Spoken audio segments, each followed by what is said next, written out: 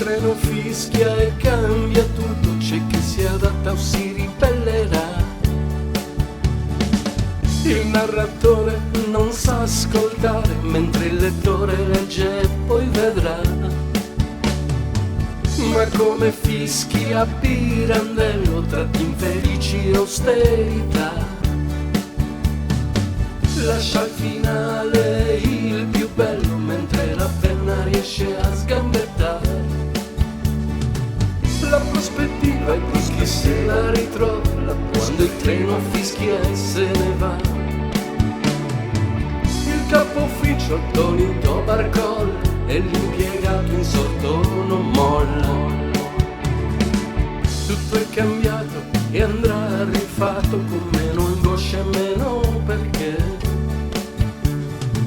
Il mondo a volte è solo alienazione per un fatto di necessità.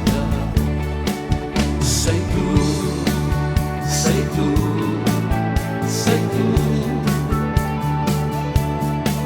che uscirai dalla porta con un libro di storia. Sei tu, sei tu, sei tu, sei tu.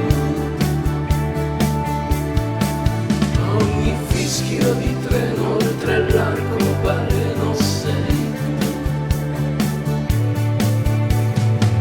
Relativismo lirico, tutto è sospeso come un caffè.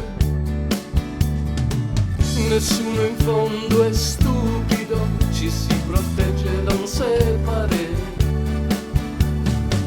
Il treno fischia ancora ai vezzi inaspettati al grande autore. E allora se c'è un matto è Pirandello il canzonatore. La prospettiva è bruschi se la ritrova quando il treno fischia e se ne va. Il capo ufficio attonito barcolla e l'impiegato insorto non molla. Il treno fischia e cambia tutto, c'è chi si adatta o si ribellerà. Il mondo a volte è solo alienazione per un fatto di necessità. Sei tu, sei tu, sei tu, che uscirai dalla porta con un libro di storia. Sei tu, sei tu, sei tu, sei tu. Ogni fischio di treno oltre l'arcobaleno sei. Sei tu, sei tu, sei tu,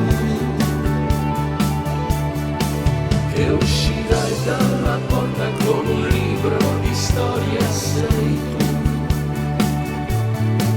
sei tu, sei tu, sei tu. Ogni fischio di treno oltre l'arco